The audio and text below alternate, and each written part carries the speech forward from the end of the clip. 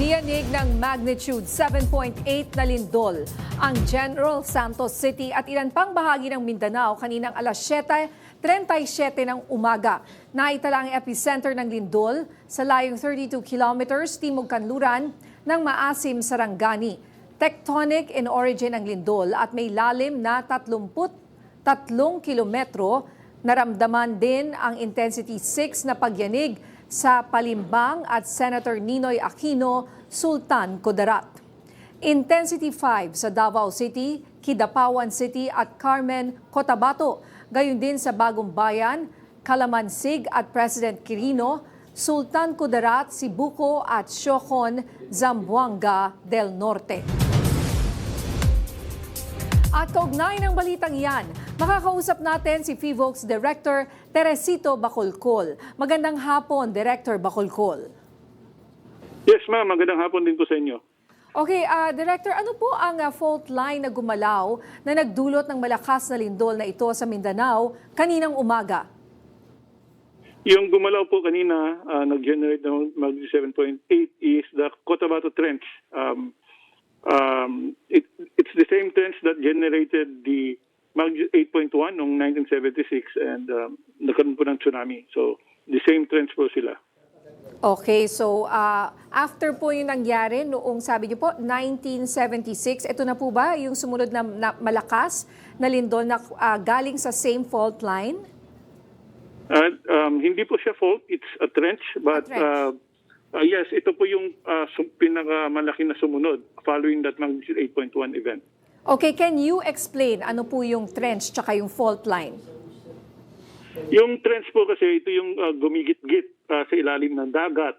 Habang yung plate natin umuusad, gumigit-git po yan sa ilalim ng dagat. Yun po yung trench. Yung fault natin could either be nasa lupa or nasa dagat. And ito yung, meron tayong tatlong klaseng fault. We have the normal fault, reverse fault, and strike slip fault. So, magkaiba po yan sa trench. Sa trench, makikita lamang natin yan sa dagat. Opo, so galing ang lindol na ito sa dagat. Tama po? Yes po. Nasa dagat po yung epicenter natin kanina. Okay, so itong lindol po kanina sa Davao Region at Soc-Sargen, konektado po ba sa mga nagdaang malalakas na lindol sa rehiyon? Hindi po sila konektado, but kasi yung lindol, for example, last year, Philippine Trench naman yon. So magkaibang trench po yan.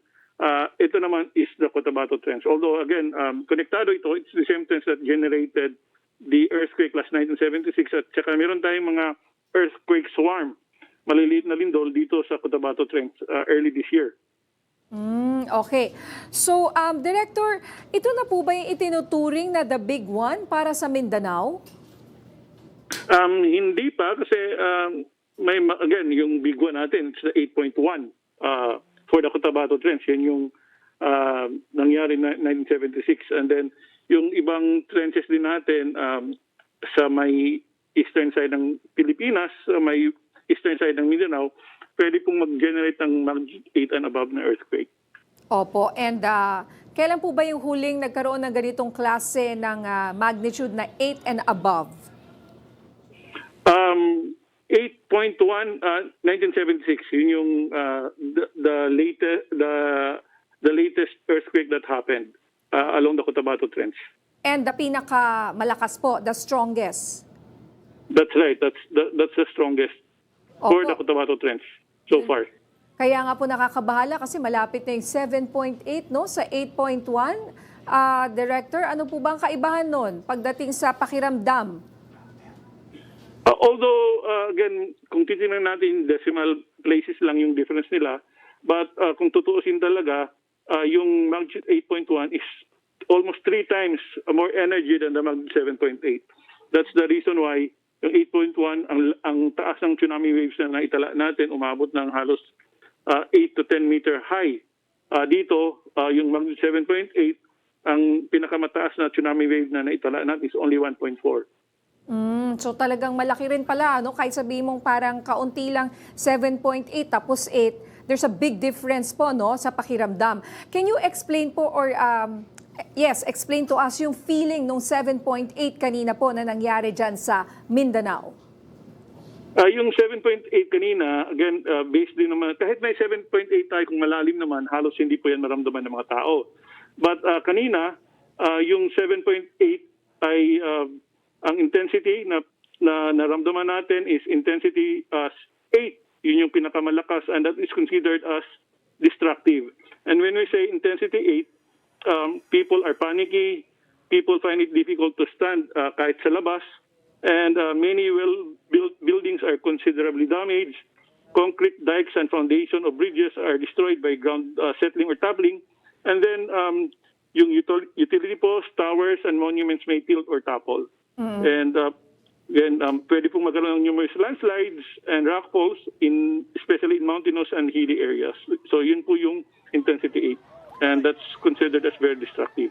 Opo, when you say po the big one, can it happen anywhere in the Philippines or iba ba yung the big one ng, let's say, Metro Manila or ng Visayas at Mindanao? Yes po, magkakaiba po yan. Again, nakakoncentrate tayo sa Metro Manila, the big one, but actually in other parts of the country, there are bigger ones as well. Yung term the big one was coined for the magnitude 7.2 earthquake that will be generated by the West Valley Fault. But again, titingnan natin to. Mas mataas yung earthquake na generate ng Cotabato Trench, which is magnitude 7.8. Meron din tayong Philippine Fault sa Gabaldon area that's capable of generating a magnitude 7.9 event.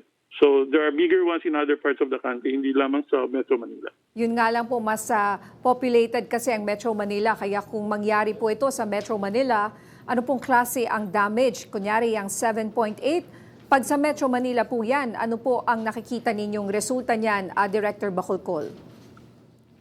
Wag na, hindi po, again, i-consider na lang yung magnitude 7.2 kasi 7.8, hindi po kaya na i-generate yan ng West Valley Fault. Yung kaya lang ng West Valley Fault is magnitude 7.2. But even then, kapag kahit 7.2 yan, it's capable, yung estimated casualties natin would go as high as 33,000. Ayun nga po. So di hamak na mas malakas tong 7.8 no, sa the big one na inaasahan sa Metro Manila dito sa West Valley Fault ka po na 7.2 lang.